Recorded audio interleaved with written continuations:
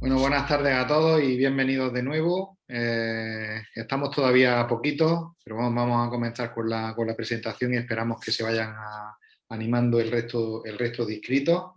Hoy vamos a continuar con la serie de webinars que se han organizado para presentar los resultados más relevantes del proyecto que ha llevado a cabo el Grupo Operativo de Adaptación al Cambio Climático de Frutales de Hueso. La serie constaba de cinco sesiones, hoy vamos a celebrar la tercera.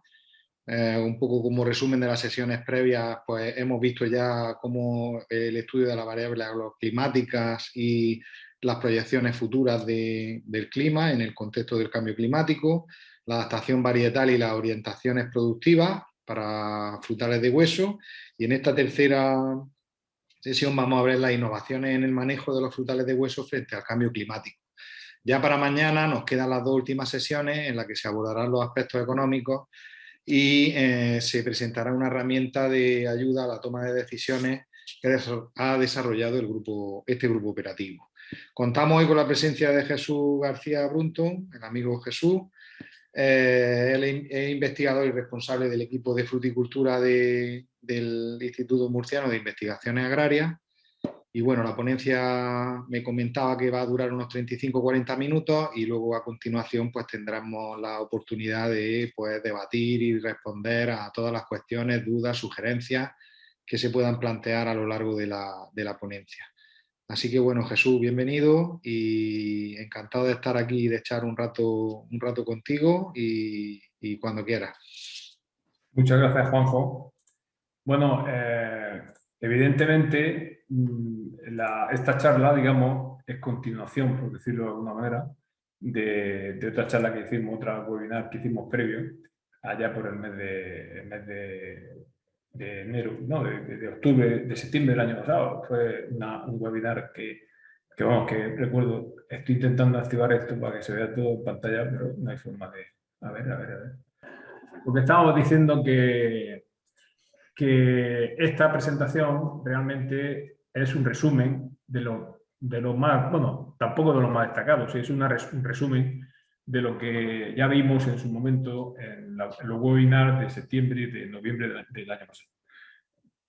Tampoco pretende ser, ya digo, ni siquiera todos los resultados que hemos sacado, sino intentar algunas conclusiones que den pista sobre los grandes objetivos, digamos, del apartado que vamos a comentar de las innovaciones que hemos aplicado a nivel del grupo operativo. Bueno, esta es la carátula inicial, donde se ven los miembros del proyecto, junto con los miembros colaboradores, que han sido los que realmente han aportado a nivel de las innovaciones, han aportado cosas. Estos son los 5 grandes objetivos del proyecto. Básicamente hoy lo que vamos a hacer es ver los resultados que ha habido dentro del tema de optimización de las herramientas que se han aplicado de innovación y principalmente los ligados con las técnicas culturales, basándonos en las disponibles, cómo se han optimizado, cómo hemos valorado esa optimización, digamos, en las diferentes parcelas.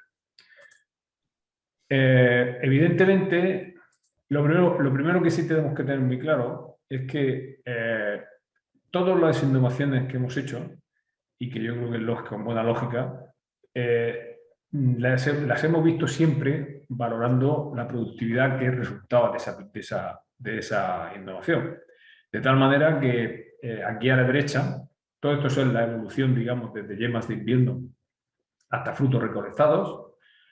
Debo hacer una síntesis en el sentido de que estas yemas de invierno son procedentes ya, en el caso de los frutales de hueso, ya proceden de lo que es las yemas que se están diferenciando ahora, en estas fechas, en el verano anterior, en el verano y otoño anterior, pero realmente la producción real, la productividad del año, es en síntesis esto que ven ahí, las prácticas culturales que se aplican desde que son yemas de invierno hasta que son frutos maduros.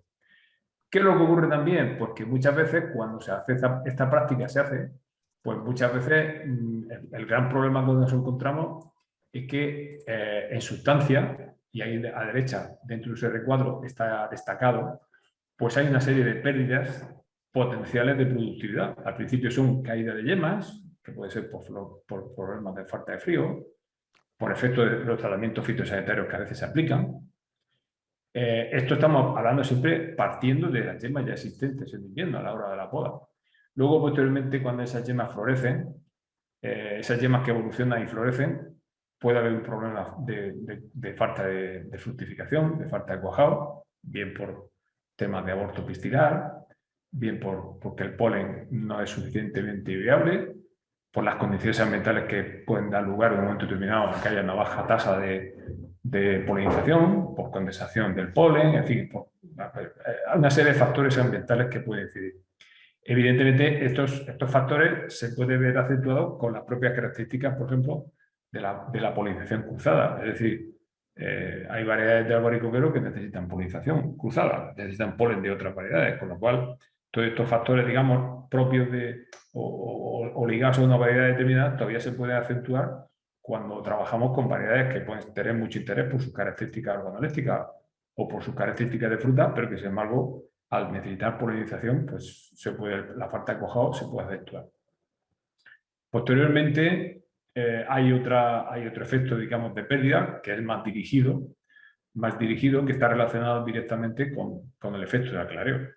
El aclareo, pues muchas veces al principio se hace en fases muy precoces y otras veces se hace en fases más tardías. Y en ese intervalo, como ocurrió este año con algunas variedades, pues hay lo que denominamos pérdidas incontroladas, que casi siempre están relacionadas con problemas fisiológicos por falta de frío o simplemente por impacto medioambiental, que este año también se ha dado en algunos casos. Y finalmente, la otra, digamos, potencial pérdida de productividad que pueda haber está relacionada con las expectativas que teníamos de tamaño y de calidad de esa fruta, aunque directamente es un tema que nosotros podemos pensar, porque lo hemos visto en la variedad con el cultivo que sea en otra zona y la hemos seleccionado precisamente porque es potencialmente muy productiva, la respuesta a la adaptación que pueda tener el sitio que la cultivamos, pues puede dar lugar a que el tamaño y sobre todo la calidad del fruto no sea adecuada, con lo cual pues tenemos también otra merma de productividad. Todos estos factores son factores que nosotros a nivel de los estudios que hemos hecho en las parcelas de innovación, en las unidades experimentales de innovación, nosotros no hemos hecho en ningún caso ningún tipo, digamos, de investigación. En todo caso, se ha hecho una mínima experimentación cara a contrastar los resultados, como veremos después en algunos casos. Contrastar los resultados, digo, bueno, realmente si se aplica la innovación, ¿qué es lo que ocurre desde el punto de vista de la productividad?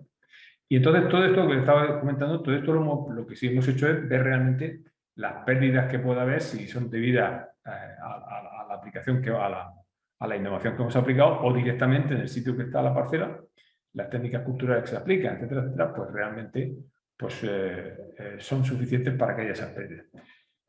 Y todo esto lo tenemos que entender en un sistema que integra siempre en cultivo sostenible y es un sistema integrado, es decir, que no hemos hecho una práctica por un sitio y otra práctica por otro, sino que hemos metido, como veremos después, determinadas innovaciones y lo que hemos hecho es cultivar de una forma integral en la parcela. ¿Y esto por qué ha sido así? Porque ya del primer momento lo hicimos. Bueno, pues porque precisamente la productividad es una interacción, es el resultado de la interacción de muchísimos factores. Aquí más o menos el primer recuadro que vemos es la estimación del cálculo de lo que realmente puedes capaz de producir una plantación. En todo lo relacionado con la estructura productiva de los sistemas de formación, etcétera, etcétera. La respuesta a las condiciones ambientales del año, que también es muy importante. Ya estos son resultados ligados a la productividad, pero que son más particulares. Esto está relacionado con la calidad de la fruta y tiene que ver con el equilibrio de producción de materia seca y cómo se distribuye esa materia seca, que a fin de cuentas es lo que fundamenta posteriormente la fertilización que se aplique en esa parcela. Y todo ello tenemos que hacerlo, la productividad está muy relacionada a la productividad, evidentemente de fruta. Nosotros podemos tener árboles con una alta productividad de materia seca en leña, pero lo que nos pagan es la fruta y además de la mayor calidad posible. Bueno, pues nosotros tenemos que hacernos la idea que una de las claves importantes que tenemos que tener muy presente de cara al futuro es que tenemos que tener un control del ciclo de las plantas, tenemos que tener un equilibrio optimizado al máximo de producción, de cosecha de fruta y vegetación, es decir, parte vegetativa. Y esto es muy importante porque no se entiende la fruticultura moderna, no se entiende si no se tiene presente que prácticamente todo lo que conocemos de las de las plantaciones actuales modernas en cualquier cultivo leñoso que analicemos a nivel de multitud de especies que se cultivan a nivel mundial, veríamos que el éxito actual de la fruticultura precisamente está basado en el control de vigor de las plantas. Al principio los cultivos eran meramente de semilla, hasta que apareció, se desarrolló y se estandarizó el uso de patrones y el uso del injerto como técnica para tener clonado y tener una variedad siempre igual, etcétera, etcétera. Pero al mismo tiempo, la introducción de los patrones enanizantes permitió que muchísimas especies, llámese principalmente, por ejemplo, manzano, peral, la especie de pepita, por ejemplo, o incluso a nivel de cítrico, y no digamos a nivel de uva de mesa o uva de vino también, muchas especies de tal empezaron a ser más rentables, tenían más productividad de fruta precisamente gracias a la utilización de patrones que regulaban mucho el vigor de la planta y que dieron lugar al éxito que actualmente se entiende a nivel mundial con el tema de la productividad. Si analizamos, hacemos un pequeño análisis de lo que se producían las variedades de los años 40, 50, de cualquier especie, comparado con las actuales, prácticamente es imposible. O sea, es que no hay comparación. Y una de las razones fundamentales está precisamente en relacionar con el control de vigor que aplicamos y que lo hacemos de forma rutinaria, pero que sin embargo es la base de la productividad, porque el árbol, en las condiciones que se cultive, es capaz de producir una cantidad de materia seca, y cuando se produce esa partición de materia seca, lo que interesa es que se produzca siempre hacia la fruta y en lo menos posible hacia la leña. Esa es una de las claves actuales. Bueno, a nivel del proyecto de innovación, una de las claves que hemos tenido siempre es esto que les comentaba antes, la integración de técnicas específicas, es decir, como veremos a continuación, una técnica, pero siempre adecuando la mejora, o sea, adecuando y adaptando la mejora de fertilización en vista al objetivo final de la técnica. La cantidad de fruta, basándonos en la intensidad de poda de clareo, el control de vigor buscando el máximo equilibrio entre cosecha y vegetación, etcétera, etcétera. Tres han sido los grandes objetivos de este apartado, los grandes innovaciones que hemos intentado por grupos de innovaciones que hemos hecho. Uno está relacionado con el uso de bioestimulantes para mejorar, para ayudar en la salida del letargo invernal. Otro ha sido la adaptación de sistemas que ya se están utilizando de forma común, de modificación ambiental, para protección principalmente malla antigranizo, y aprovechando las instalaciones de malla antigranizo, pues el potencial uso de mallas de sombreo, que como vemos después nos puede dar un valor añadido importante. Y por último, las estrategias de manejo cultivo dirigidas principalmente al control de vigor y en condiciones, en la mayoría de los casos, en condiciones de poca disponibilidad de agua. Esto también lo veremos a continuación. Bueno, esta primera parte, el gran objetivo es el uso de bioestimulantes para ayudar a la salida de las yemas de flor. El objetivo principal ha sido siempre en este trabajo, ha sido el de la salida de yemas de flor. El éxito potencial que tiene este tipo de productos, bioestimulantes, está relacionado siempre con la satisfacción de frío de cada variedad. Hay que entender que estos productos no sustituyen, no rompen el letargo invernal. Son productos que lo que hacen es estimulan, ayudan, optimizan, si queréis, podríamos decir. El que una variedad tenga un cierto grado de satisfacción de frío, pues hay un porcentaje de yemas más o menos grande. Como veremos a continuación, van a ver los resultados rápidamente. Pues lo que hacemos es que mejora, la salida del frío, la salida del letargo invernal se mejora mucho con la aplicación de estos productos. Los hemos aplicado en 3 años seguidos. Evidentemente, dos han sido en campañas, digamos, dentro del proyecto, y uno que ya había disposición por parte del sector de las empresas colaboradoras a hacerlo, y los suministradoras, pues las empresas suministradoras también estaban dispuestas a suministrarlo, y se hicieron esas aplicaciones en los 3 años. En el invierno de 2018-19 se hicieron las aplicaciones que se hicieron, consistieron en la aplicación de los productos cuando se había acumulado un 55% de frío, cuando se había acumulado el 70% y cuando se había acumulado el 85%, en 3 épocas diferentes. Al año siguiente, ese mismo tratamiento se hizo solo, se vio claramente que el tratamiento del 55% no tenía mucho sentido.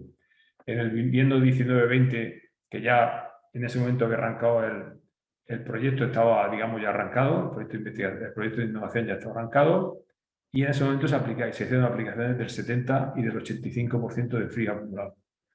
Y por último, En el invierno de 2020, este invierno pasado, se hicieron aplicaciones en melocotero del 70 y del 85 y en albaricoquero solo se hizo al 85. Bueno, como veremos a continuación, esta adaptación, por decirlo así, bueno, tanto en invierno del 18-19 como el 19-20, todas las aplicaciones se hicieron en parcelas de estas variedades que vemos a continuación, con estas características de frío acumulado. Mientras que este año, este invierno pasado, ya simplificamos la aplicación y en el caso de albaricoquero nos metimos solo con el 85%. Porque una de las conclusiones que vimos es que todas las parcelas que utilizamos, todas las variedades que utilizamos y las parcelas, por la localización de las parcelas, veíamos que en albaricoquero los productos que cuando se ponían muy pronto, si no acumulaban una cantidad de frío bastante importante, pues no tenían, los productos no eran efectivos e incluso eran perjudiciales.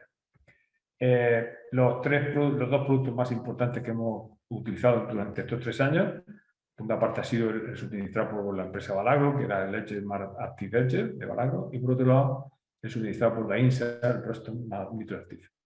Y en años estos hemos utilizado algunos productos pues simplemente para ver si éramos capaces de salir de dudas que están relacionados pues eso, con productos básicos nitrogenados e incluso llegamos a utilizar el tema de unas citoquininas para ver realmente, porque en la literatura se decía que podía utilizarse también como producto para mejorar la salida, también lo hicimos y hicimos un año de aplicación. Bueno, en cuanto a las parcelas que se hicieron, el primer año se hicieron, estas son las parcelas de albaricoquero, se hicieron en 11 parcelas y con 6 variedades. Si dan cuenta, la localización geográfica de todas estas parcelas estaba muy al límite de satisfacción de frío para la mayoría de estas variedades, particularmente creo que hay algunas aquí, estas por ejemplo, eran estas y estas, porque a pesar de que son variedades de maduración precoz, son variedades que están muy mal situadas, son variedades que para las características de la zona les cuesta trabajo el acceder, digamos, a coger esa cantidad de frío que necesitan. Principalmente el caso de Pricia, que bueno, es muy escandaloso lo que ocurre. En Mayacote es menos, pero todas estas zonas que tienen ahí son zonas que todas estas variedades, vamos, y sobre todo el caso de Frospía también, son zonas muy exigentes, o sea, que en la satisfacción de frío este tipo de variedades en el albaricoquero van siempre ahí al límite.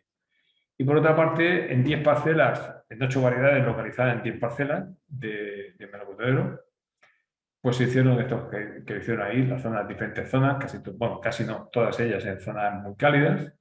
Y claro, la primera pregunta que surge es, bueno, ¿y por qué siempre son zonas cálidas? Porque lo que íbamos buscando es que los productos viéramos realmente hasta qué punto los productos nos ayudaban a mejorar la salida de latencia. Entonces teníamos que buscar variedades que estuvieran en casos muy extremos, o sea, en el caso, digamos, de zonas frontera, donde la satisfacción de frío cada año estuviera un poco al límite o incluso al límite, o no se llegara a satisfacer, con lo cual ahí podríamos ver realmente el efecto de los productos.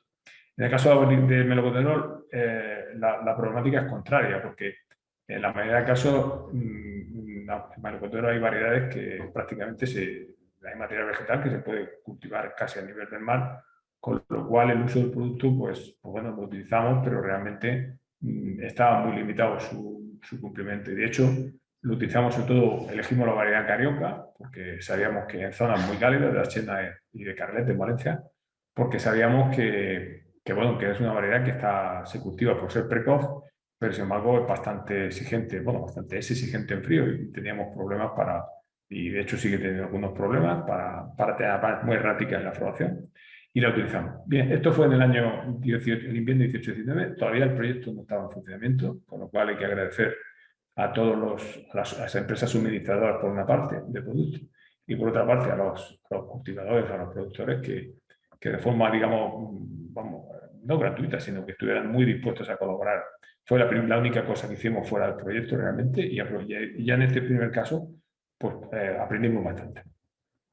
Al año siguiente, el invierno siguiente, que ya el proyecto había empezado en diciembre, ya se diseñaron las aplicaciones al 70 y al 85% de época y volvemos a repetir que había algunas de ellas, como es el caso Mayacot, o las más recientes, como era el Mastercore y Rubilis, que las elegimos sobre todo porque estaban en zonas muy límites para ellas. mismo criterio que teníamos. Y posteriormente también, en el caso de los melocotoneros, pues bueno, prácticamente repetimos lo de Carioca en las zonas de Archena y las zonas de Carlet de Valencia, y las resto variedades en algunos casos también se repitieron.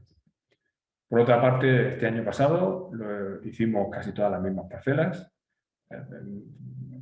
e introdujimos algunas variedades nuevas que hasta ahora no teníamos, como el caso del Lillicot, incluso ampliamos el caso de este, o Carmico Primasi, como variedades bueno, que consideramos que podrían ser interesantes seguir en la pista, pero que también estaban en zonas relativamente extremas.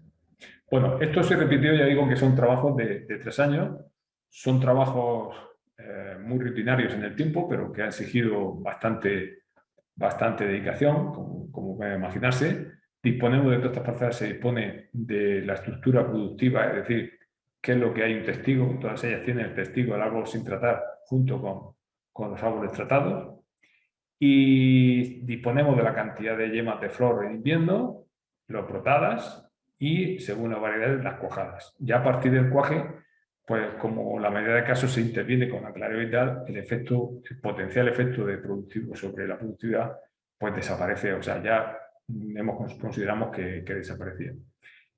Tenemos esos 3 datos, esos 3 años, y realmente yo ahora después les comentaré un caso concreto para que vean el efecto de estos productos en una de las parcelas, pero que realmente esto hay que analizar finca por finca qué comportamiento ha habido cada año, porque el principal inconveniente que nos hemos encontrado ha sido el relacionado con el tema de la falta de la cantidad de frío invernal que en cada sitio, en cada caso se nos presentaba. Bueno, y esto es el primer detalle que teníamos es que todos los primeros problemas que hemos encontrado hasta relacionados con los ambientes. Es decir,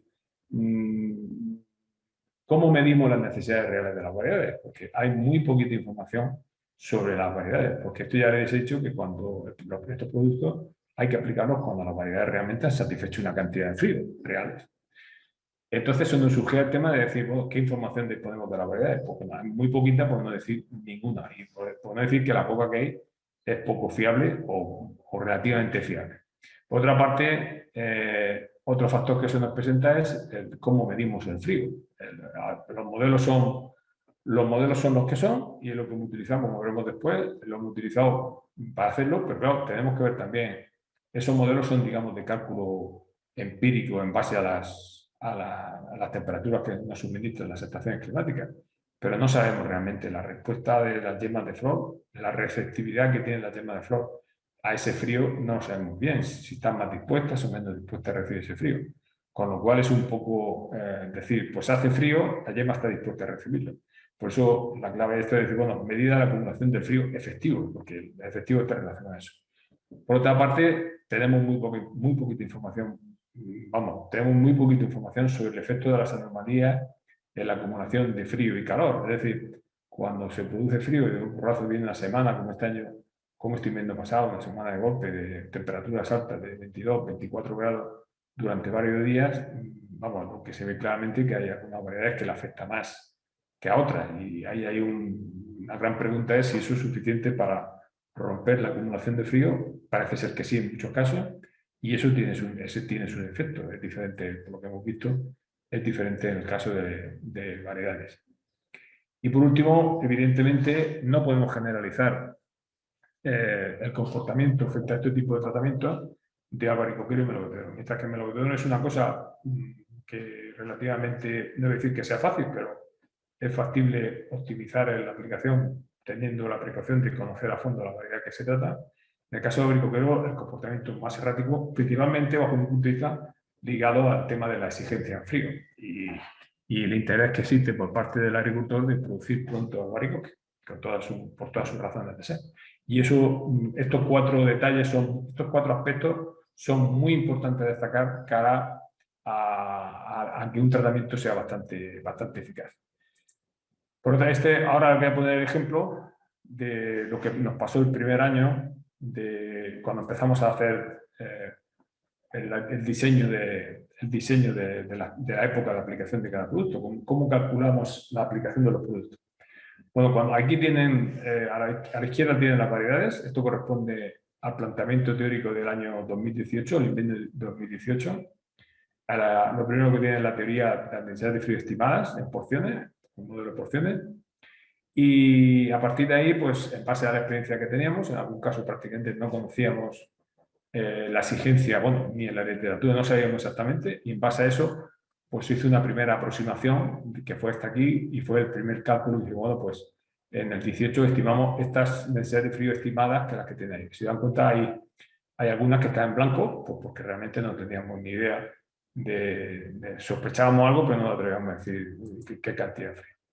Bueno, pues se aplicó ese estándar, que es esta columna que tienen aquí, de densidades de frío en el invierno. Este fue el medio de frío. Calculamos en función de las variedades cuándo en el año 19 se había alcanzado esa cantidad de frío, que corresponde a las fechas que se había calculado esa cantidad de frío en cada una de las, evidentemente, de las localizaciones correspondientes. Y en paralelo, en el CEBAS, el equipo de David Ruiz fue haciendo de estas mismas variedades, de estas mismas localizaciones, fueron cogiendo muestras y fueron calculando la necesidad de frío que les salía en condiciones controladas, en condiciones forzadas en el laboratorio. Y ahí ya ven que en algunos casos pues, las diferencias pueden ser importantes o por lo menos destacadas. Por ejemplo, si dan cuenta, la teoría decía que Mayakov tenía 45 porciones de exigencias, se le aplicó una necesidad de 39 y luego en el laboratorio pues salieron nada más que 35. Por otra parte, por ejemplo, en el caso de Flopía, la teoría nos decía que eran 56, se calculó sobre 55 y al final fueron en laboratorio, en condiciones de laboratorio, fueron 54 y 57. Bueno, y así sucesivamente. Quizás en muchos casos había una expectativa bien por la fecha de madurez o bien simplemente por la localización de la parcela, pues había un cierto desfase, por ejemplo el caso este de Siloco, que al principio se hablaba de 32, teóricamente 32, en el 2018 se calculó después posteriormente 41, entonces nos fuimos a 38 como valor intermedio entre los dos, de tal manera que luego en la realidad fue 45. Bueno, esto, se dan cuenta, son valores bastante diferentes de unas cosas y otras. En base a eso, en base a estos datos, de esta columna principalmente, y pues a partir de aquí se hizo la aplicación, se hizo el cálculo del 70% y resultaron estas cantidades con la fecha de aplicación del producto y las porciones reales, porque muchas veces cuando se decía hacer el tratamiento, la cantidad de frío real medida en porciones fue superior a lo que realmente se había diseñado en muchos casos. Por ejemplo, aquí prácticamente fue coincidente. En el caso del Mayakov, 27,3 cuando se tomó la decisión, y cuando se hizo la aplicación realmente habían pasado tan solo 28,8, 27,8, por lo cual prácticamente fue igual. Pero es que, si se dan cuenta, cuando se diseña el 70% de estas 43 son 30, pues prácticamente en muchos casos se aplicó el primer tratamiento de este 70%, se aplicó un poquito aplicado, un poquito pasado de fecha. Se dan cuenta que a la derecha tienen el valor real de la fecha de tratamiento y teóricamente, otra vez más, la cantidad de frío que resultaba después de esa aplicación que tiene aquí. Este es el porcentaje, pero realmente cuando tomamos el porcentaje de necesidad de frío en base a lo que en el laboratorio se había visto, pues veíamos que todavía menos la cantidad de frío fue menor todavía. Y ya para terminar de esto, pues en el último caso que se hizo del 85, pues todavía nos rompió más los esquemas, porque en muchos casos se hizo las aplicaciones y claro, los resultados finales en base a lo que en el laboratorio se había contrastado, pues por ejemplo en el caso de Colorado, cuando teóricamente se hizo el segundo tratamiento y estaba el 85, realmente con los datos que tenemos del laboratorio, realmente no se había alcanzado ni siquiera el 80% de la necesidad. En cambio, por ejemplo, aquí, en el caso de Joni Prima, pues como vemos, no solamente se alcanzó el 80%, sino que el primer tratamiento se hizo al 96%, porque se estaba completamente satisfecho del frío, y posteriormente el 85% se hizo con el 118% de la necesidad de frío. En otros casos nos quedamos muy cortos, como el caso del Siloco 30, cuando el primer tratamiento se hizo al 60% de los 72.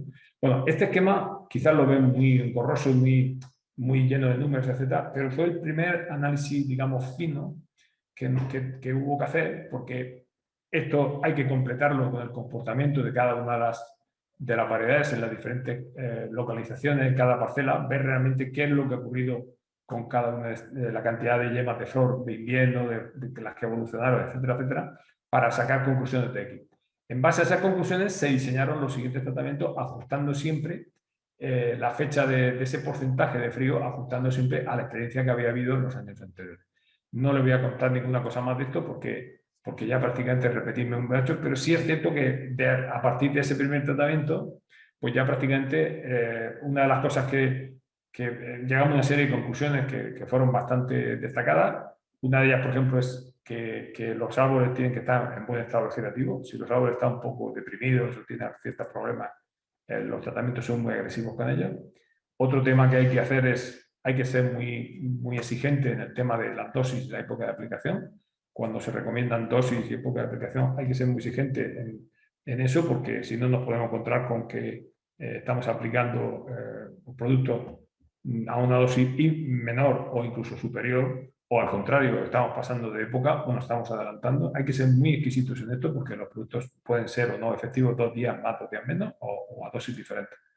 Por otra parte, hay que tener muy en claro que las condiciones ambientales para los tratamientos y sobre todo para que el tratamiento sea efectivo en los 2 o 3 días siguientes al tratamiento, pues son muy importantes. El hecho de que los tratamientos se hagan muchas veces con calor o con frío, pues puede hacer que el producto o bien no sea eficaz o simplemente tenga un efecto negativo muy importante.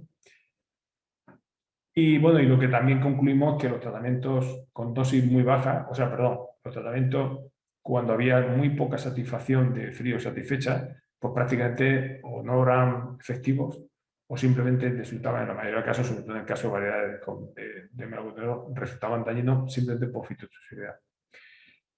Y este invierno pasado hemos observado una importante pérdida de yema de flor en testigos y en los tratamientos también, pero sobre todo en testigos. Y la pregunta que nos ha surgido es si realmente, bueno, esta caída de yema de flor en el caso de abricoquero fue efecto de la acumulación de frío o fue directamente, en el caso de los tratados, pues directamente por la aplicación del producto. Pero es significativo que hubiera también en los testigos una caída, digamos, alta de yema de flor. Entonces, en cuanto a conclusiones de la aplicación de estos productos, es que todos los productos pueden mejorar y mejoran la salida de yema de flor, pero se tienen que dar en una serie de condiciones, que en resumen son estas, que necesitamos conocer a fondo la variedad, que éstas tengan satisfechas bien o suficientemente las necesidades de frío, y por último, cuando la aplicación se haga siempre cuando se ha satisfecho al menos el 80% de las necesidades de frío. Luego, posteriormente, en el coloquio que tengamos, pues posiblemente alguno de los asistentes quiera realizar alguna pregunta más concreta sobre lo que he comentado y posiblemente pues, la podamos hacer. Es imposible en una sesión de estas características, es imposible enseñar parcela por parcela, año tras año, todo el comportamiento de cada una de ellas. Esto está documentado en las memorias que se van a presentar, que se han presentado ya del proyecto, por lo cual quien tenga interés de conocer a fondo la problemática que ha ocurrido en cada una parcela con las variedades podrá, si tiene interés, podrá conocerla. Bueno, el segundo gran grupo de técnicas que hemos hecho está relacionado con el tema de la utilización, sobre todo al principio, las mallas antigranizo y posteriormente utilizar estas mallas antigranizo para meter mallas de sombreo. Bueno, las mallas antigranizo, el efecto más importante y destacado es que modifican el ambiente, ya que interceptan radiación solar y por otra parte limitan el movimiento del aire. Bueno, eso da lugar a que haya un menor estrés ambiental. A fin de cuentas, el hecho de que haya menos movimiento y que la radiación solar que llegue a los árboles sea menor, pues eso precisamente hace que los árboles funcionen de otra forma un poquito diferente. Esto está basado en esos dos detalles que le he puesto ahí. Pues eso, que da lugar, ese menor estrés ambiental da lugar a menor variación de temperatura y podemos decir de humedad ambiental también. Y la conclusión también es cierta, otra conclusión muy significativa, y es que las necesidades, en estas condiciones, las necesidades de los árboles, en eso estamos trabajando ahora, cara a poder dar alguna recomendación más concreta que lo que he puesto ahí, pero esas necesidades, vamos, disminuyen, ahí se ha puesto más o menos un 20%, pero lo que hace realmente es que disminuyen pueden disminuir perfectamente del orden del 20%. ¿Por qué?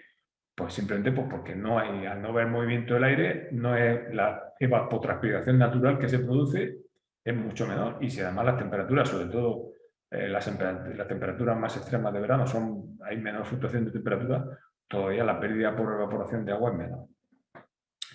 Al hilo de esto también es conveniente decir que, claro, todo no va a ser, digamos, cosas positivas. Las mallas antigranizo también tienen pequeños detalles que son importantes destacar y que tenemos que ser conscientes de ellos, ¿no? Aquí yo le he puesto dos cosas. Por un lado, el efecto indeseable de la falta de cuajado y sobre todo el menor color de los frutos, sobre todo en aquellos frutos que son bicolores. En frutos que son bicolores, pues la fruta le cuesta más trabajo. Al no existir el cambio brusco, el estrés, digamos, ambiental de temperatura noche y día, pues la maduración es más suave, por decirlo así, se hacen condiciones de menos expresión del color rojo, de la chapa roja, y lo que da lugar en general es a frutos que tienen una cierta falta de color, sobre todo en variedades bicolores. Las variedades que tienen nectarinos o melocotones, que son 100% rojos desde el principio, este tipo de detalles, pues no, el menor color no se nota prácticamente. También hay un efecto sobre el tema del sabor. Normalmente la fruta que viene de malla antigranizo, pues hay que ser muy exquisito en el tema del manejo del riego, sobre todo en las fases finales de crecimiento del fruto, porque si no va a dar lugar a frutos que son un poco más insípidos, ¿eh? Entonces, bueno, pues estos dos detalles. Y por último también hemos comprobado que la falta, sobre todo en albaricoquero, pues, y en albaricoquero también, pero hay una cierta falta de cuajado, sobre todo en las zonas cercanas al suelo, principalmente porque cuando viene la floración, pues hay mayor condensación de humedad y posiblemente esa mayor condensación de humedad da lugar a una condensación, digamos, a una captura del polen, que es una partícula muy microscópica, es un elemento muy microscópico y por tanto, pues ese polen no está viable para condensar. Estos factores, viendo el aspecto positivo de que acumula frío, hay mayor frío, ahora veremos el aspecto positivo de la malla antigranizo, son dos detalles importantes que cualquier productor debe conocer antes de tomar una decisión final de poner una malla antigranizo. Y la otra opción que también debemos plantearnos es el uso de una malla antigranizo para poner una malla de sombreo. Es decir, instalar una malla de sombreo. Esto es cuando se han retirado las mallas de sombreo en el mes de enero, se retira la malla de sombreo y se deja ahí se ven las mallas de sombreo en negro debajo de la cubierta antigranizo. Los árboles todavía no han brotado. Ya esa malla de sombreo desde el mes de octubre, noviembre, se pusieron en marcha y ahí en ese momento ya se suponía que habían acumulado, o se supuso que ya habían acumulado suficiente cantidad de frío y se produjo la retirada. Aquí a la derecha tienen cuando se instalaron, recién instaladas las mallas, en el momento que interesaba, por decirlo de alguna manera, que aquello fuera un poquito más fresco, que hiciera más frío y por tanto que empezara el árbol a acumular más frío. Bueno, en resumen de todo esto que hemos visto con las parcelas estas, es que la malla antigranizo, en los dos inviernos altos, el invierno 19-20 que fue muy cálido y del 20-21 que fue cálido, los efectos de la malla antigranizo principalmente acumulan más frío. En ambos casos acumularon más frío. No es que sea para tirar tracas, pero vamos, del 8 o 10% más de frío, pero puede ser decisivo en un momento determinado que nos ayude a proporcionar, digamos, pues una cantidad de yema flor superior a lo que normalmente el árbol hubiese hecho y sobre todo homogeniza más la salida del letargo. Por otra parte, si además de esa malla antigranizo, pues se pone la malla de sombreo, la malla de sombrero son del 90%, y también en función del año, el año invierno 18-19 fue bastante frío, fue fresco, digamos así, similar a un año normal de la zona donde estaba la parcela esta de malla de sombreo, y en ese momento se midió que acumuló prácticamente un 31% más de frío. Eso es un valor, un tercio de frío más acumulado, es un valor bastante importante a destacar. Luego ya el invierno 19-20, que fue muy cálido, pues se acumuló con esa retirada hasta el 10 de enero, que fue un momento de retirada de malla. Este sería otro tema también a discutir, si se retiran antes o se retiran después las mallas. Se había acumulado un 10% y este invierno pasado, en el mismo sitio, todo esto es en el mismo sitio donde están las estructuras estas, al retirar las mallas en el 2021, pues se había acumulado aproximadamente un 8% más de frío. La conclusión global de todo esto es que los años que hace frío en la calle, dentro del invernadero, dentro de las estructuras, hace más frío, bastante más. Y los años que son cálidos, o muy cálidos, pues se acumula más frío que en la calle, pero claro, no hay una fuente de frío. Y al no existir al no existir esa fuente de frío, pues la acumulación de frío no es tan importante como un año frío. Recuerdo que una de las claves de esto es que realmente el frío se acumula más porque en la calle hace más frío y la fluctuación de temperatura no hacer calor fuera, pues dentro se enfría antes, la cosa dentro se enfría antes. Y estos son factores que hay que tener presente. Pero la fuente de frío tiene que existir. Si en la calle hace muy poquito frío, pues hombre, dentro no hace tanto, no hace, digamos, mucho calor, pero tampoco hace mucho frío, ¿no? Más frío que en la calle normalmente es muy poquito lo que hace. Por último, en cualquier caso, bueno, antes de pasarme, lo que tengo que repetir una vez más que todo este tipo de innovaciones en estas parcelas tienen que integrarse dentro de unas prácticas de manejo de cultivo muy, muy exquisitas. O sea, hay que entender que todo este tipo de cosas tenemos que realizarlas respecto al material vegetal y las condiciones de cultivo que tenemos, tanto el tema de la cantidad de frío que le estamos aportando, como posteriormente la época de aclareo, la intensidad de aclareo, etcétera, etcétera. O sea, tenemos que hacer obligatoriamente un manejo integral de las prácticas de cultivo en cada una de las parcelas que tengamos integradas este tipo de innovaciones. Bueno, la otra tercer gran grupo de cosas que hacíamos, que hemos hecho, está relacionado con el manejo de la intensidad de poda clareo, la cantidad de fruta, etcétera, el riego, la cantidad de riego, el vigor de las plantas, etcétera. Básicamente, por simplificar al máximo toda esta exposición, lo que hemos hecho es hacer un control del manejo de riego, viendo la eficiencia del uso de agua de riego, la eficiencia que puede ser prácticamente en muchas situaciones a lo mejor no regar, porque hay suficiente humedad del suelo, y en otras casas, sobre todo, no pasarnos de exceso de agua. Esto hemos tenido que relacionarlo con el contenido de agua de humedad del suelo. El tema del concepto de capacidad de campo y de punto de consistez es decisivo en este apartado es decisivo. Y por último, todo esto, pues también todo esto al final con un control de la evolución de la productividad, con índices productivos, es decir, relacionados con la intensidad de poda, con la intensidad de aclareo y por último con la productividad comercial que hemos pretendido. Una de las claves de esto es que desde el primer momento nosotros tenemos que hacer una estimación, como les comentaba antes, una estimación de la producción comercial real, una estimación real de la productividad que tenemos de la variedad. No podemos plantearnos hacer una estimación de la productividad real, o sea, de esa variedad, pues bueno, en base a lo que nos dicen, sino realmente en el sitio que estamos y según los intereses comerciales tenemos que hacer un diseño de la productividad, aplicar posteriormente, o sea, antes, primero una intensidad de poda adecuada y por último una intensidad que valga eso. Y siempre hay que orientarlo todo en la necesidad de las condiciones ambientales de cambio climático que viene, o que está habiendo. Para paliar sus efectos, una de las claves es controlar al máximo el vigor de los frutales. Buscar la producción de materia seca de fruta y la menos posible, en lo posible, de leña y de poda.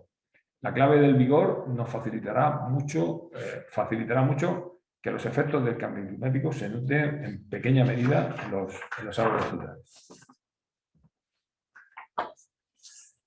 Bueno, las parcelas que hemos utilizado con estrategias de cultivo, la mayoría de ellas, como verán a continuación, con limitada disponibilidad de agua de riego, pues son esas que tienen ahí en pantalla. La variedad Flopia sobre el melón de Monclar, en la zona fría de Jumilla, con agua de pozo, con muy poca agua de pozo. El mirlo rojo milobolano con alta densidad de palmeta. Ahí hemos aplicado un riego deficitario por cosecha bastante importante para ver efectos sobre productividad.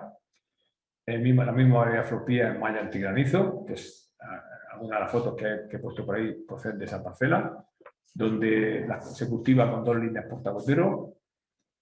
Y hemos hecho un riego deficitario en post cosecha al 50%, utilizando para ello la técnica del desecado de línea temporalmente, cada 10 días aproximadamente.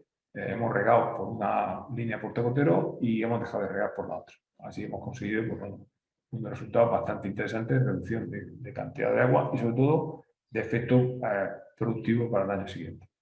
También hemos trabajado con la variedad Valorange, con agua de pozo muy poquita, con la misma técnica, con 2 líneas por territorio, con la misma técnica de riego publicitario alternante, de desecación alternante. Y por último, de Milo naranja, o de Milo naranjado, sobre Monclar, como madera intermedia, con el híbrido melocotero, probablemente el GF677. Esta parcela quizás es una parcela, bueno, que la vamos a comentar a la continuación, porque aquí en esta misma parcela se han hecho experiencias complementarias, innovaciones complementarias, y también se ha seguido el mismo sistema de riego vital del 50% a 50% post cosecha, con el mismo sistema de desecación parcial de la zona de riego, pues aproximadamente cada 10 días. Esta innovación de aplicar riego de desecación parcial alternante, según la línea Portecotero que aporta riego. Bueno, en Nuba de Vino, mucho seguro que lo conocerán. Y bueno, en frutales está poco extendida porque tampoco se ha estudiado muy a fondo. Y es una innovación que yo creo que tiene también su recorrido en aquellas zonas donde interese, mediante la técnica de control de vigor con el tema del riego, pues es una técnica que creo que merece la pena el que se innove y que se desarrolle más. Bueno, a continuación aquí he metido ya unos resultados digamos, resultados productivos. En el caso del melocotonero, esto se refiere a la variedad Garofa. Perdón, me he saltado muy rápido esto. Seguimos con las parcelas de innovación. En el caso del melocotonero se ha hecho con la variedad Garofa, con GF77, con agua limitada, con cantidad de agua limitada y hemos intentado con innovaciones, sobre todo con manejo con cantidad de agua de riego, he intentado limitar al máximo el asunto de los frutos dobles. Y bueno, es un tema que tenemos que abarcar. La innovación aquí es prácticamente, nos ha dado pistas para ver hasta qué punto esto con esta variedad es factible de aplicar técnicas, pero tenemos que trabajar más con ella porque no ha resultado suficientemente fiable. Los resultados que hemos tenido no han sido suficientemente fiables.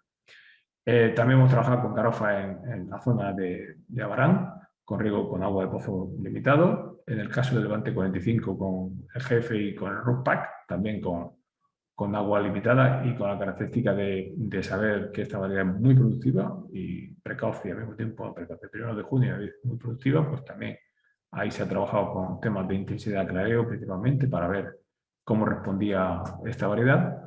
Y por último, en la zona, en la finca experimental que tenemos, en la zona de la venta del olivo, la zona de la venta del olivo de la agua amarga, pues bueno, lo mismo que hemos hecho antes con el albaricoquero, también con una selección de melocoteros de 1 de junio, pues un riego deficitario en alta densidad y con palmera.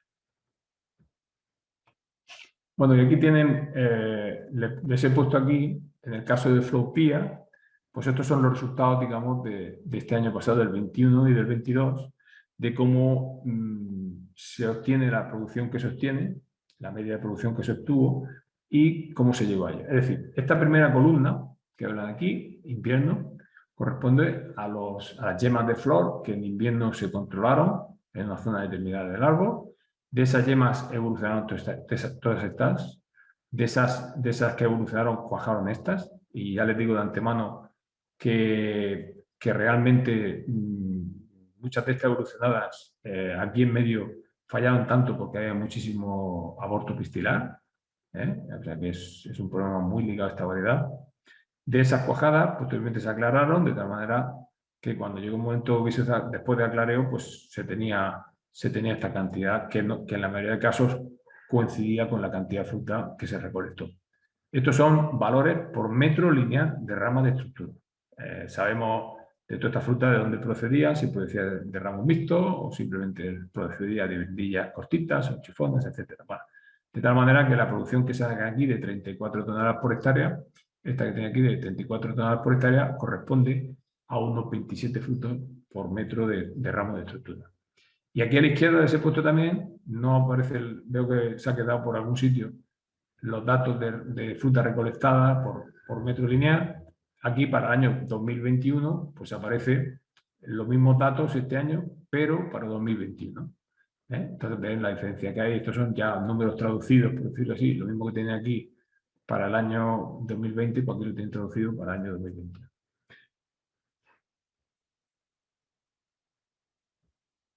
Y esto mismo que les he puesto corresponde a otra de las parcelas de la variedad de Garofa, en Abarán, con el riego comercial que tiene allí. Esto corresponde a los datos del 2020, que se estuvieron 18 toneladas por hectárea, con una media de 11 frutos por metro, y en el 2021 que se estuvieron 25,5 y con una media de 10 frutos por metro. Claro, la primera pregunta que surge inmediatamente es decir, bueno, ¿y cómo es posible que en un año, el 2020, salgan 18 toneladas con más frutos por árbol? Pues porque tenían muy poquito menos calibre, simplemente. Esto habría que ver la estructura productiva real que tenían los árboles. O sea, habría que ver estos frutos realmente a nivel del árbol, de metros lineales del árbol que tenía esta variedad. Por contra, estas, si se dan cuenta, son 10 frutos y lo primero que tienen es también que tienen mucha más producción, con lo cual es muy significativo. También para que tengan una idea, en el año 2020, en las condiciones aquí del sureste, bueno, en casi todo el Mediterráneo español y en Andalucía también ocurrió, llovió bastante. En esas condiciones, los planteamientos de manejo, sobre todo del riego y fertilización, nos encontramos con la dificultad de aplicarlos tal y como están programados. Y hubo una cantidad de materia seca en control de producción de materia seca, es decir, que el vigor fue muy difícil de controlar porque las parcelas no están preparadas para controlar el vigor. Y en cambio este año ha sido todo lo contrario. Este año ha sido un año que ha llovido relativamente bien, pero muy bien distribuido en el tiempo, con lo cual la aplicación de los programas de fertilización ha sido muy efectiva, la época de aclareo ha sido muy efectiva, la intensidad de la también ha sido efectiva, etcétera, etcétera. Simplemente el cambiar las condiciones de las primaveras, en este caso relacionadas con la lluvia, bueno, pues ha sido suficiente para que se produzca un cambio inmediato en la productividad de estas. La falta de productividad aquí posiblemente estará en la materia seca de leña que se produjo, y en cambio aquí la materia seca que digamos que no está aquí, pues estará la leña. La cantidad de leña será lo que equilibre esto con esto otro de aquí. Bueno, ya para ir terminando toda esta exposición, les voy a comentar el caso que, bueno, es un caso, esto está hecho adrede, o sea, decir, pero tengo que comentar de que esto va a ocurrir. Esto que estamos viendo aquí, digamos, dirigido, va a ocurrir en plantaciones comerciales porque se está transformando muchas parcelas de melocotero, se están transformando en albaricoquero. Con lo cual, lo que aquí vamos a enseñar, esto está, voy a repetir, está hecho dirigido desde que el plantón es joven, pero todo lo que aquí hablemos de ahora en adelante posiblemente sea extrapolable a plantaciones que se están transformando, se están reinjertando de melocotero a variedades de albaricoquero. Bueno, la técnica esta consiste simplemente en meter una madera intermedia para dar afinidad. El albaricoquero normalmente no, el albaricoquero es incompatible con los híbridos, con melocotero por almendro o con cualquier híbrido de los comerciales conocidos, sobre todo los melocoteros por almendro. Y en este caso, pues se utilizó carné navajo como patrón y encima arriba se puso el albaricoquero, en este caso milo anaranjado. Y en medio, pues se puso esta zona aquí intermedia, se puso madera para dar afinidad a la variedad Soberganden, se puso Monclar. La gran pregunta que surge es, bueno, pero ¿por qué razón se utiliza un híbrido? ¿Por qué se busca utilizando un híbrido como patrón del albaricoquero? Pues precisamente es mejorar el uso de la fertilización que se hace en estas parcelas.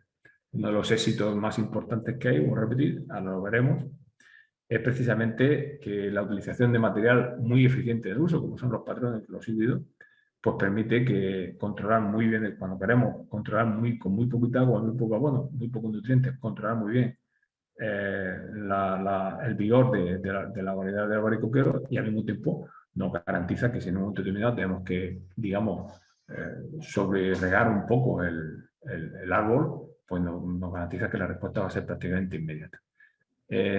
En nuestras condiciones, el uso de patrones nanizantes, habría que decir que primero que los patrones nanizantes son menos eficientes en el uso del agua y de los nutrientes, con lo cual se pueden utilizar, pero hay que tener muy presente siempre que al final lo que nosotros tenemos que ser en un cultivo sostenible, tenemos que ser muy eficientes en el uso de los nutrientes y el agua, y precisamente los patrones nanizantes no son precisamente material vegetal no son eficientes precisamente en eso. Otro caso que ya es rizar el rizo es pero que se puede dar también. Es el mismo planteamiento de albaricoquero sobre híbrido y además con otra variedad encima de albaricoquero, pues porque no hemos dado cuenta de que no es compatible, no, o simplemente nos hemos equivocado, o el material que nos dieron no es el adecuado, y entonces lo hemos tenido que transformar. Bueno, pues otra vez aquí se hace lo mismo, aparece Monclar a medio camino, aparece Monclar. La ventaja más destacada que puede haber aquí, sobre todo en las zonas estas del Mediterráneo, que tenemos siempre la espada de Damocles ahí de en un momento determinado tener poca disponibilidad o no disponer casi de agua, es el uso de líquido, que es muy eficiente en el uso de agua y de nutrientes. Otro factor también muy importante es que en ciertas condiciones el uso de estos patrones mejora mucho la absorción de nutrientes y no es despreciable. El asunto no es nada despreciable. Como consecuencia de esto, pues esta parcela la venimos midiendo ya varios años. Concretamente aquí les presento los resultados del año 19, 20 y 21. Evidentemente en el proyecto solamente corresponde lo del 20 y del 21. Del 19 eran datos que teníamos en paralelo de otros estudios que llevamos también ahí en la parcela. Lo he simplificado al máximo para que lo vean claramente. Y bueno, una de las conclusiones que se saca aquí, esta es la evolución de la parcela a nivel comercial, pura y dura. Esto para verlo, vamos, no tiene, ahora van a ver con menos agua incluso, pero vamos, básicamente para que vean, bueno, pues la productividad es alternante y va muy relacionada. Acuérdense que el invierno del 19 al 20 fue un invierno que faltó frío, pues eso se notó en menos producción. Y este año pues, ha sido unas producciones, vamos, para el desastre que ha habido de productividad por todos sitios, han sido unas producciones bastante interesantes. Aquí lo más destacado quizás sea esto que les he señalado ahí, de cómo los valores medios de yemas de flor de invierno van descendiendo cada vez. Y esto es un efecto simplemente de, bueno, si vamos haciendo producir y el árbol prácticamente va renovando una forma de unas condiciones limitadas, va renovando la brotación, pues claro, poco a poco vamos, entre comillas, agotando un poco el árbol y queramos o no queramos. Pero en cualquier caso, tal y como antes han visto, bueno, no nos debe preocupar mucho el agotamiento porque con 200, 300 yemas de flor, como verán ahora a continuación, la producción se alcanza en árboles de estas características, pues fíjense ustedes, de 200, de 300, de casi 400 a casi 300, pues realmente la producción luego se produce con 44, o sea que aproximadamente no llega entre el orden del 8 o 10%, con un 8 o 10% de yemas de flor invernales se puede producir un cuajado suficiente, o sea, hay suficiente, en esta variedad en particular, hay suficiente cosecha. Si lo ven sobre yemas evolucionadas, que fíjense las pérdidas prácticamente muy parecidas, las cantidades de pérdidas son muy parecidas, excepto este año, pero son muy parecidas, los porcentajes de cuajado también van condicionados mucho al ambiente. Bueno, en definitiva, que este tipo de material de esta variedad se puede utilizar perfectamente con madera intermedia, se puede utilizar el híbrido, se puede utilizar y no presentan grandes problemas en cuanto al manejo en sí. Al contrario, nos permite hacer, digamos, cosas que normalmente no podríamos hacer, salvo en plantaciones muy vigorosas, que el albaricoquero es muy fácil de hacer, pero es muy difícil luego de reducir. En esta misma parcela, este invierno pasado se hicieron la aplicación de bioestimulantes en la misma parcela, en el mismo árbol, en otras filas de árboles paralelos. Ahí, si se dan cuenta, yo les he resumido al máximo, esto corresponde a este invierno pasado, les he reducido al máximo los datos, lo que se ve claramente, pues eso, que al principio de invierno los árboles que se utilizaron para hacer los tratamientos pues tenían de invierno bastante más yemas de flor que los testigos, que eran el riego de la finca, el riego en verde, el riego finca y el riego utilitario, pues se ve claramente que incluso teniendo la primera salida del letargo ya se ve claramente que todos los tratamientos con productos impactaron de forma notable en la cantidad de yema de flor que evolucionó. En algunos casos pues, pasaron, fíjense bien que pasan de 62 y 84 a 14, 27 y 38, o sea, cantidades muy pequeñitas. El que mejor funcionó fue el producto 3, aproximadamente con el 50% del testigo, mientras que el resto de evolucionar prácticamente, y los niveles de evolucionar fueron relativamente bajos, ¿no? Del orden de un 30% aproximadamente, un 30-35% lleva de invernal. Y eso, claro, además eso se tradujo luego posteriormente en frutos cuajados, lo cual viene a indicar que las temas evolucionadas, muchas de ellas evolucionaron, pero no estaban completamente formadas, o sea, al no alcanzar suficiente desarrollo, digamos, hormonal, lo que hicieron estos productos, la estimularon, pero no le provocaron, no le hicieron nada más, por decirlo así, con lo cual, ahora la verdad, pues aquello funcionó de la manera que funcionó. Y ese detalle, pues son detalles importantes que lo tenemos que tener muy presente. La producción al final, pues si dan cuenta, el testigo salió con 34 frutos por metro en el caso del riego deficitario y 44, que son cantidades diferentes, pero que productivamente, pues bueno, a pesar de que se puso un poquito de agua, pues fue muy significativo. Otro efecto que, bueno, muchas veces se busca es que aplicando bioestimulantes se produce un adelanto, aproximadamente se produjo un adelanto de 7 a 10 días en la floración y de 4 o 6 días en la maduración. Mientras que yo creo que mientras que el adelanto de floración, casi seguro que es debido a los productos, en el caso de la maduración, pues claro, las condiciones ambientales este año han sido muy buenas para que esto ocurriera. Vamos, de hecho, de forma natural, si lo ven aquí, prácticamente esta variedad se recolectó sin hacer nada en los testigos, se recolectó el 27 de abril, con lo cual es una fecha muy precoz. Y claro, con los árboles con tan poquita fruta como tenían ahí, pues además se adelantaron todavía una semana, que era prácticamente un 10, un 15%, un 20% como mucho de la cantidad de flor normal que tenía, o sea, la cantidad de fruta normal que tenía el testigo, con lo cual, pues esto, que se quiera o no se quiera, le ayudó bastante. Otra reflexión que tenemos que hacer, aquí están viendo, les he enseñado los datos del año pasado, o sea, del comportamiento del 21, pero lo que se refiere al gasto de agua, la producción que se sacó este año correspondió al gasto de agua del año pasado. Eso también es muy significativo porque el gasto del agua del año pasado, voy a repetir que la primavera fue muy húmeda, llovió bastante, aunque fuera en algunos casos de una forma torrencial, llovió bastante, de tal manera que en cosecha se gastó muy poquita agua. También es verdad que hasta el 27 de abril, pues bueno, hasta un poco antes del 1 de mayo, la cantidad de agua que necesitan los árboles es muy pequeña, por mucha fruta que tengan, y donde casi siempre se gasta mucha agua es en post cosecha.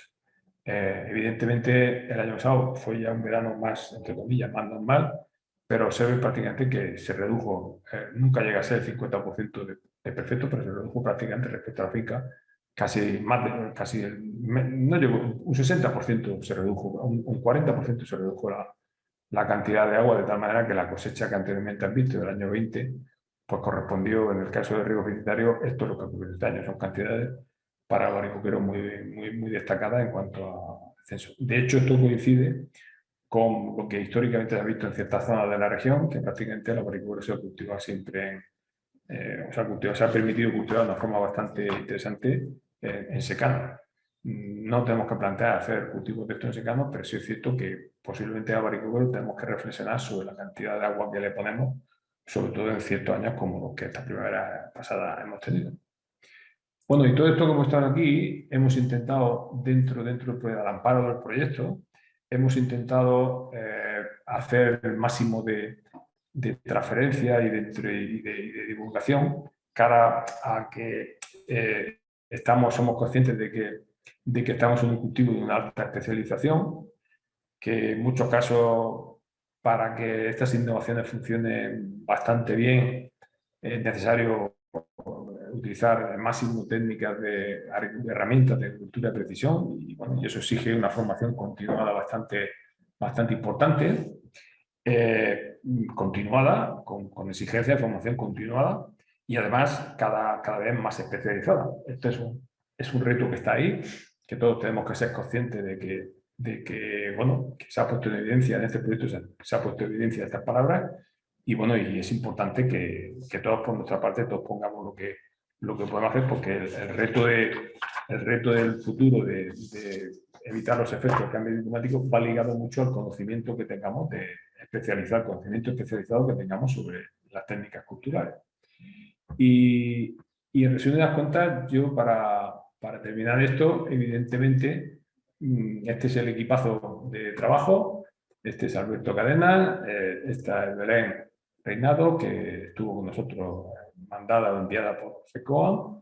Y bueno, y por descontado, no me cansaré de decirlo, el agradecimiento a todos los agricultores, colaboradores de las parcelas que en este proyecto de innovación nos han permitido hacer perrerías con sus árboles, y al mismo tiempo espero que hayan aprendido un poquito de lo poquito que nosotros sabemos. Muchas gracias por todo.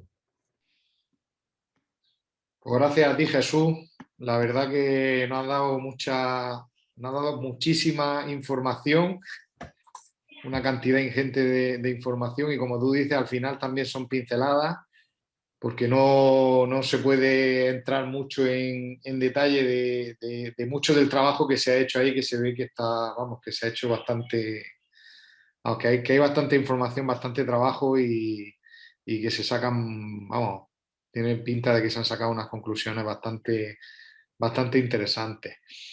¿Hay por aquí alguna pregunta? Jesús, si quieres, vamos a ir Sí, comentando. sí, perfectamente. Ahí si quieres, en el apartado de preguntas y respuestas, si le das a la pestañita, la ves tú directamente, más que te la lea yo, que la vas a entender mejor. Espera, que esto es alta tecnología. A ver, que vea yo. Pincho y dice Manuel Carrillo García, para Jesús. Respecto a la técnica contra el virus con el manejo del agua, comentó decir que es difícil convencer. Bueno, yo no. No, yo creo que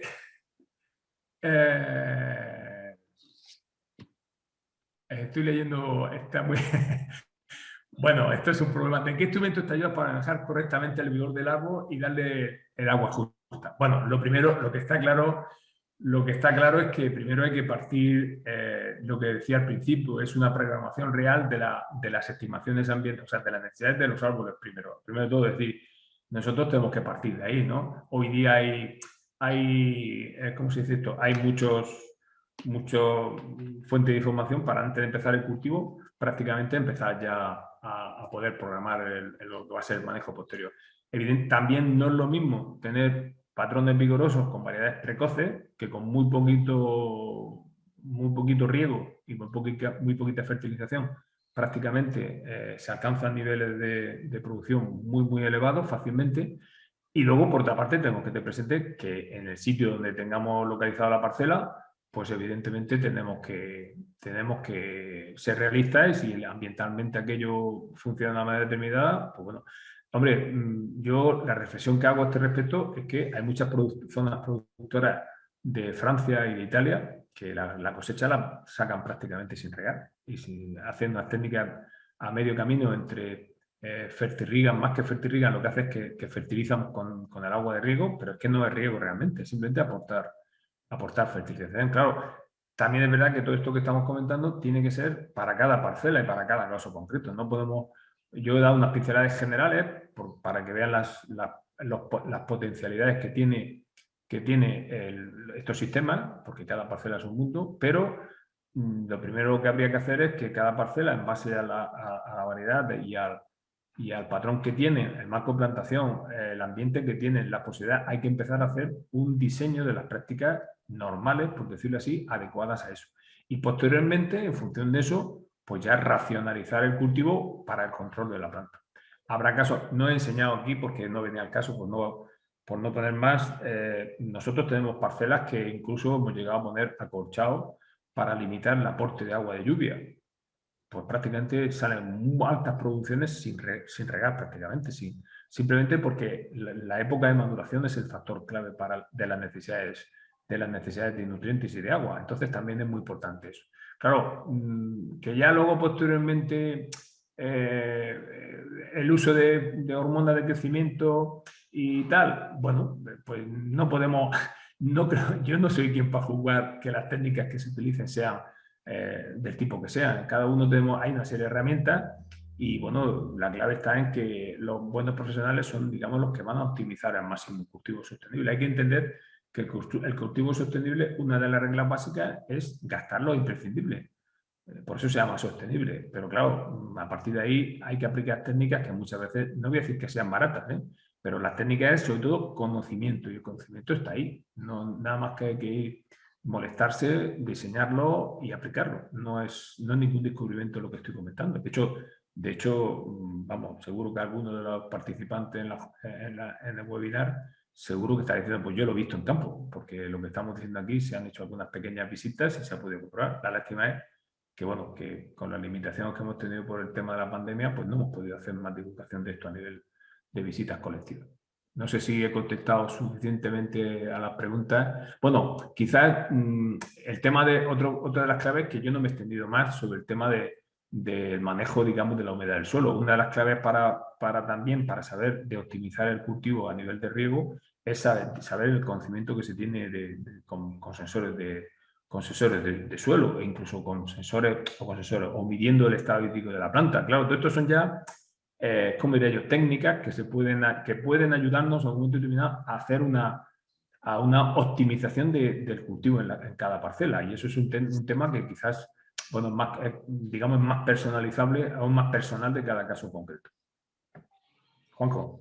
Jesús Ángel en el chat también pregunta acerca de un comentario que ha hecho anteriormente, que si la caída floral de este año en los albaricoques se sabe a qué ha podido ser debida. Bueno, hay dos cosas diferentes. Por un lado está lo que es, tal y como los números esos que he enseñado, por un lado está la parte, digamos, de caída de yemas, y yemas que no han salido del letargo, y yo, bajo mi punto de vista, ha sido un problema de falta de frío en general.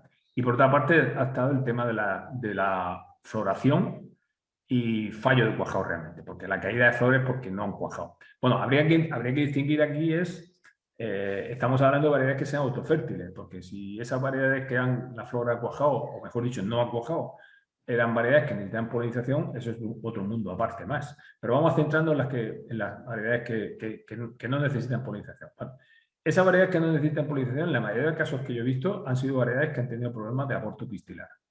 El aborto pistilar se produce, en la mayoría de casos, se produce porque la parte femenina no se desarrolla completamente, lo cual quiere decir que en otoño del año pasado, por las circunstancias que fuera, hubo algo que cuando se diferenció el pistilo, pues perjudicó esa diferenciación, aproximadamente por el mes de septiembre o octubre del año pasado. Claro, ahí dice, bueno, hay variedades que eso no lo han sufrido y hay otras que sí, claro, evidentemente. Eso es un síntoma de adaptación.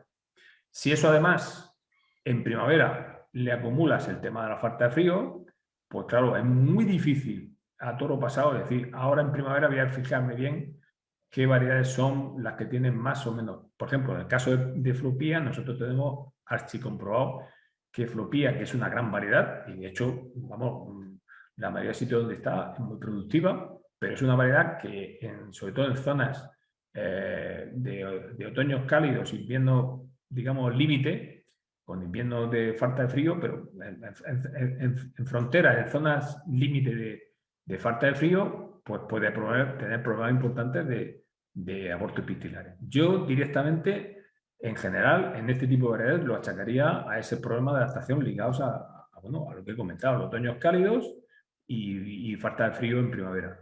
Otro tema diferente sería ya no solamente el caso del albaricoquero, sino incluso en el caso de los melocotoneros, porque a nosotros nos han llegado consultas de gente que cuando se empezaba a producir el endurecimiento de hueso, pues prácticamente la fruta, o incluso después, gente que quejándose que había una caída de fruta en prerecolección bastante importante. Bueno, todo eso es debido a los desarreglos vegetativos típicos de un exceso de frío en fases posteriores al cuajado del fruto en desarrollo. Es decir, si repasan, ya no recuerdo cuándo fue, pero si repasan un poco los antecedentes y los fundamentos de cómo afecta el frío y el calor, las temperaturas en definitiva, cuando el árbol tiene vegetación, verá que hay un efecto, hay un momento determinado que hay unas temperaturas óptimas para el crecimiento, tanto para fotosíntesis durante el día como para respiración durante la noche, donde cada variedad, en función de su grado de adaptación a esa temperatura, responde vegetativamente de una manera determinada. Este año, el análisis, muchas de estas variedades que han tenido ciertos desarreglos cayéndose la fruta, en muchos casos ha sido debido precisamente a que o sea, las condiciones ambientales que para ella ha habido en el momento que se ha desarrollado el fruto, en el momento que se ha producido esa alteración climática, pues se ha acentuado bastante esa caída de fruto, se ha producido directamente pues cayéndose los frutos directamente. Un aborto, digamos, el árbol se protege y lo primero que tira es, bueno, los parásitos que tengo encima, que son los frutos, los tiro. Claro, cuanto mayor vigor hay, más fácil producir esa alteración. Está más sensible al árbol la alteración, porque hay un desequilibrio hormonal interno, fisiológico, interno entre vegetación y fruta. Entonces, ¿qué ocurre? Que el efecto es más malo, por decirlo, es más dañino cuando el árbol tiene mucho vigor que cuando el árbol tiene poco vigor. Por eso, precisamente, en función del grado fenológico, del desarrollo fenológico que la variedad tuviera, cuando se produjo esa alteración y dependiendo del vigor que la planta tuviera en ese momento, pues ha habido casos que ha habido un efecto negativo bastante importante y ha habido otros casos que una variedad simplemente con un retraso de una semana, 10 días en el mismo sitio, prácticamente no ha tenido impacto sobre la caída de fruta. Más cosas.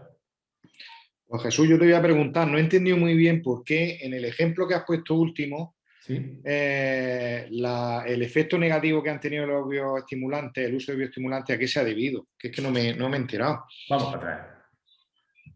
Porque hay un efecto muy negativo, independientemente de los productos que ha echado, del uso de bioestimulantes frente a los tratamientos de riego, de riego, que eran los controles. Hay muchísima menos cosecha y entonces Sí. no sé por qué. Bueno, es este gráfico, ¿verdad? Sí, yo creo que sí. Vamos a ver. Aquí lo tengo. Vamos a ver. El primer efecto, todo esto, o sea, el primer efecto, si te das cuenta, el primer efecto está, o sea, en invierno tenían bastante más yemas de flor en invierno. Ya cuando, estas son estas tres líneas, cuando se produce la evolución, aquí lo tenéis en números, ¿eh? Comparte la pantalla porque no la vemos. Ay, perdón, que es que yo me lío la manta a la cabeza. Pensaba que la estaba compartiendo, que no me da cuenta ese detalle. Perdón. Esto de la tecnología es esta tan... Vamos a ver, aquí parece que sí. Bueno, esta gráfica, lo que ocurre es que no se me baja para poder activar... No te preocupes, no te preocupes. Bueno, esta gráfica creo que se ve bastante bien. Vamos a ver. Si aquí con el puntero estoy señalando la cantidad de yemas de flor que tenían los árboles tratados. Y estas dos líneas corresponden a la cantidad de yemas de flor, digamos, el rojo, el riego deficitario y en vez de el testigo. Ya el primer efecto negativo, bueno, y aquí está cuantitativamente todo. El número de yemas por metro el 14 de diciembre. Ya el primer efecto negativo, que en el gráfico se ve claramente que los tres tratados bajan por debajo de respecto a los no tratados, aquí tienen los números cuantitativos. En el caso, fíjate, el descenso de evolucionada es tremendo. Sí, simplemente porque, bueno, habría que mirar este otro gráfico. Vamos a ver si lo pongo. No se puede poner, pero vamos. En el gráfico del año anterior veríamos que efectivamente en la localización geográfica de esta parcela tiene unos porcentajes de pérdidas todos los años muy importantes, que es precisamente porque no satisface suficientemente frío, no es por otra razón, vamos. Entonces, la cantidad de yemas de flor que en riego deficitario, o sea, en riego testigo en la finca son 89 yemas de flor que evolucionan, no han florecido todavía, no han cuajado, pero son 84 por metro lineal. En el riego deficitario son 62 y ya cuando nos metemos los tratamientos, pues vemos que el tratamiento 3 son 38, que viene a ser aproximadamente la mitad de estas dos, 27 y 14 con otros dos productos. Y luego el efecto de los tratamientos se arrastra a los cuajados porque también, si te das cuenta, hay un porcentaje de yemas evolucionadas en los testigos que tampoco cuajan, pero sin embargo el impacto en esto también es muy notable en el caso de los productos tratados. Claro, evidentemente se ve clara, bueno, bajo mi punto de vista se ve que en los no tratados la cantidad de flor era más viable que los no tratados, que los tratados. En todos los tratados se ve que muchas de las flores que teóricamente iban para adelante eran flores que no eran viables, posiblemente porque tuvieran abortos pistilares.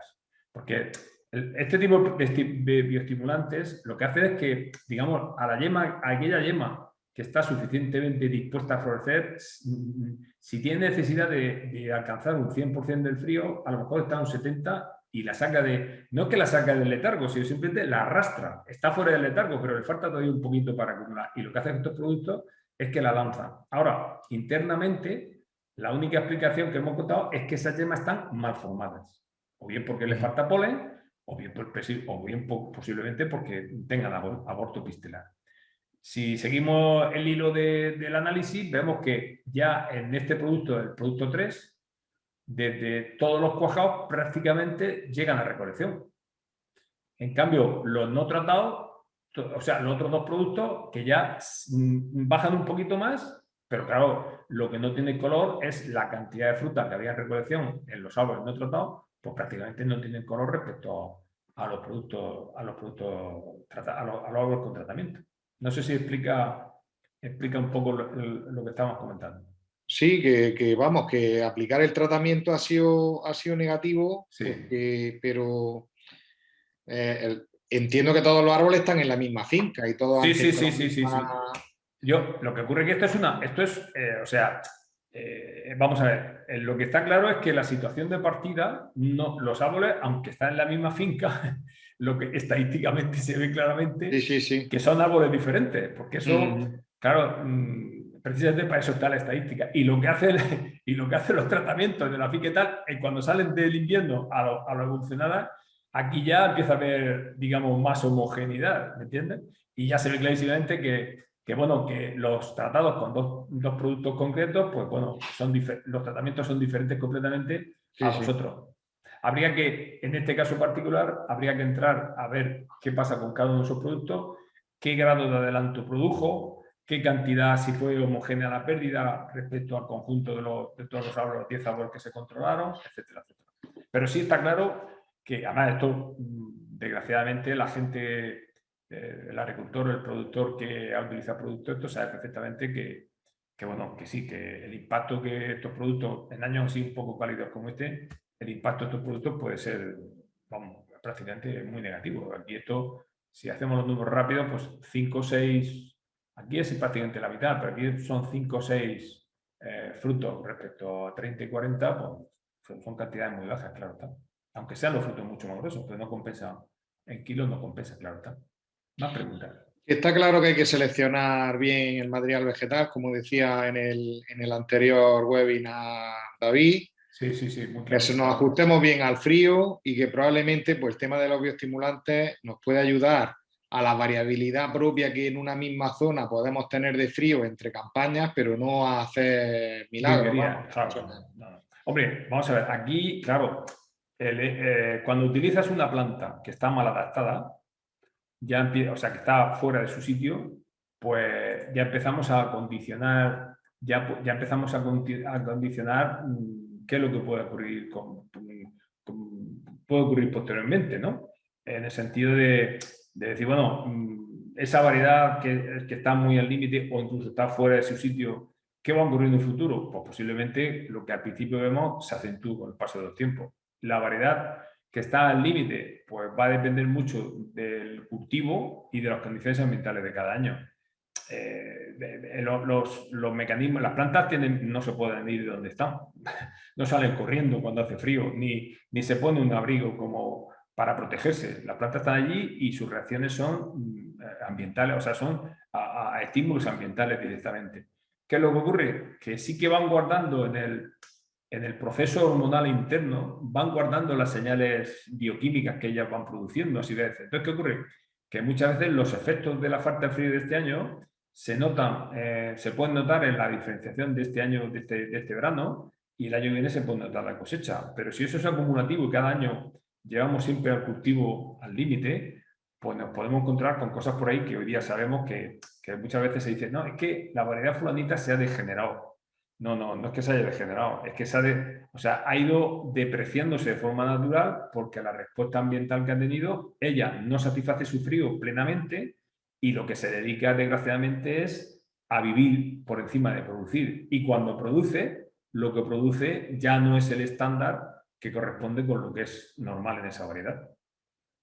Correcto. No sé si... Esto quizás es un poquito complicado, pero... pero está claro, yo creo que ha quedado bastante claro. Claro, y a veces dice, con esto, están comentando aquí un panelista, y bueno, con esto se ve que no todos los productos comerciales para ser son aptos, claro que no, eso por descontado, o sea, es decir, por descontado estos productos, son herramientas que las tenemos ahí dispuestas, pero que claro, no podemos generalizar así, no, esto vale para cualquier situación y para cualquier cultivo. No, esto hay que tenerlo experimentado bueno, y tomar decisión, y a veces son decisiones que, vamos, son difíciles de un año a otro, son difíciles de extrapolar precisamente por todo lo que venía exponiendo, ¿no? O sea, son productos, son herramientas que están ahí, pero la generalización es muy peligrosa. Es mejor, de hecho, por ejemplo, me lo que tengo prácticamente, afortunadamente, con todo el material vegetal que hay disponible, pues este tipo de productos se utilizan con otros fines diferentes a ayudar a la floración.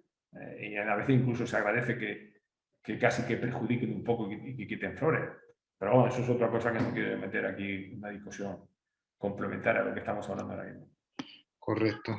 Bueno, pues no sé, a mí el tema de las mallas, como es una de las líneas de trabajo que específicamente Sí. llevamos, el tema de protección del cultivo, ese ahorro de agua que se consigue, yo creo que es importante, ¿no? Ese 20% de ahorro que a lo mejor puede ser incluso mayor. Mayor, claro. Jugar con distintos tipos de mallas. Te quería También. preguntar, el tema de la precocidad, probablemente ahí, no sé si hay algún efecto positivo con las mallas antigranizo No, en bueno, cuanto a la vamos. precocidad.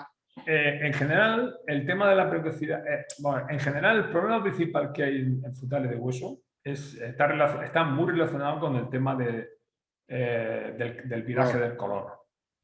O sea, cuando tienes una fruta que es 100% roja, o no tiene chapa, sino roja completamente, no se produce como tal viraje de color, porque ese color se ha generado por vía enzimática diferente a cuando se produce por estrés. Bueno, esto no quiero hablar con palabras muy técnicas ni mucho menos ni científicas, pero quiero decir, la fuente de síntesis del color es una, que es cuando son frutos completamente rojos, y la otra es diferente. Entonces, ¿qué ocurre? Que cuando son variedades bicolor, los cambios, el estrés noche y día es el que induce mucho a esa formación de chapa de color diferente. En la malla eso ocurre, pero de una forma mucho más suave, mucho más moderada, etcétera, etcétera. Entonces, ¿qué ocurre? Que muchas veces el concepto de maduración óptima, la mayoría de gente la hace por el color, no lo hace digamos, por la madurez fisiológica o, digamos, organoléptica. ¿Y por qué? Porque muchas veces el albaricoque o el melocotón habría que cogerlo casi verde, con un color verde amarillento o incluso verde casi, o con un fondo verde clarito, y en esas condiciones no resulta un albaricoque, no resulta un fruto precisamente atractivo para comercializar.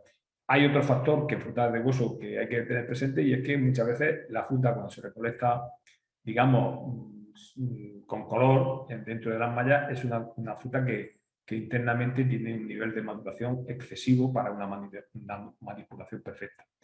El frutal de hueso, bajo mi punto de vista, es posiblemente de los frutales de hueso son de los cultivos más difíciles de manejar desde el punto de vista bajo las mallas, desde el punto de vista de cultivo. Y quizás ahí tenemos que optimizar más todavía el tema del manejo del riego, porque a lo mejor Mejorar el sabor, ¿no? Efectivamente, porque a lo mejor lo que hay que ir es buscar el estrés. Hay que ir, bajo malla hay que potenciar el manejo cara a un estrés. O sea, ¿por qué? Porque el estrés por temperatura bajo malla va a ser difícil que ocurra. Entonces, quizás lo que tenemos que plantearnos muy seriamente es, bueno, si usted quiere cultivar una nectarina, un melocotón, un albaricoque bajo malla, pues tendrá que plantearse muy seriamente llevar una determinada la maduración con árboles con un cierto estrés, y habrá que ver entonces el coste, el impuesto que supone desde un punto de vista productivo, desde un punto de vista de tamaño del fruto, si eso es manejable o muy difícil de manejar. Bueno, estamos hablando de supuestos muy técnicos, o sea, muy técnicos, pero los frutales de hueso, no perdáis de vista que la clave del éxito del frutal de hueso, la calidad organoléptica de tamaño, está en los cambios bruscos de temperatura. Bueno, cambios bruscos no, en la diferencia de temperatura noche y día cuando el fruto está empezando a madurar. Ahí se desarrolla la síntesis de muchos procesos de maduración muy importantes, a diferencia, por caso, por ejemplo, cítricos o no digamos de la uva de mesa u otro tipo de cultivos que bueno, que la maduración, el proceso de maduración es un poquito diferente. Bueno, pero sí que estos problemas de color, sea con malla, sea sin malla, por lo que tú acabas de decir ahora mismo, los vamos a tener también, porque esas oscilaciones térmicas Claro, van a claro, ocurrir bueno, y... es que el efecto, uno de los efectos del cambio climático lo estamos teniendo ya. O sea, Correcto. es que lo primero que venimos advirtiendo continuamente es que lo tienes ahí. Entonces, lo que sí tenemos que ver es que eso está ahí y nosotros tenemos que tener claro que lo que tenemos que hacer es, sobre todo, controlar los efectos dañinos de esos efectos perjudiciales, procurando que la planta no esté muy sensible a esos efectos, porque los efectos están ahí. Queramos o no queramos, van a estar ahí. Entonces, eso es lo que tenemos que manejar, evidentemente. Y quizás en estos ejemplos que he puesto, más las exposiciones que hizo David el otro día, más otros efectos, pues todo va en esa línea, ¿eh? De manejar los Claro. efectos, porque eso de decir vamos a evitar, no, no. Hay que hacerse la idea que lo que vamos a hacer es manejar y en lo posible paliar el efecto del cambio climático, pero nada más, desgraciadamente. No, nada más. Variedades más adaptadas y herramientas Claro, claro. para jugar, para Jugar con intentar... él, conocer a fondo el funcionamiento del árbol, de la planta, de la combinación planta-patrón, que es la variedad patrón, que es una de las claves, el entorno donde se desarrollan las técnicas de cultivo y en cada momento cómo las técnicas, el ambiente donde ese cultivo se desarrolla y cómo en cada momento juego yo, pues eso, con la intensidad de poda, la intensidad de clareo, el manejo del cultivo, etcétera, o sea, el manejo de la fertilización, etcétera, etcétera.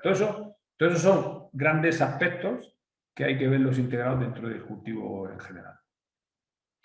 Pues muy bien, Jesús. Es un placer y un gusto echar estos ratos porque aprendemos muchísimo. Y nada, pues darle muchas gracias a los participantes y emplazarles que mañana tenemos la última sesión, que es doble, aunque bueno, son también, van a ser 2 horitas, desde las 4 de las 4:30 hasta las 6:30, y en la que se van a presentar la herramienta que yo creo que es bastante interesante, ¿no? Y que creo que va a dar va a dar mucho que hablar, porque al final pone en valor todo este trabajo que se ha desarrollado en este tiempo, aparte del conocimiento previo que los diferentes equipos que han participado en el proyecto pues ya han puesto en valor. Nada, muchísimas gracias, un placer, repito, y bueno, hasta la próxima. Hasta Saludos. luego, hasta Adiós, Jesús. luego, Hasta hasta luego.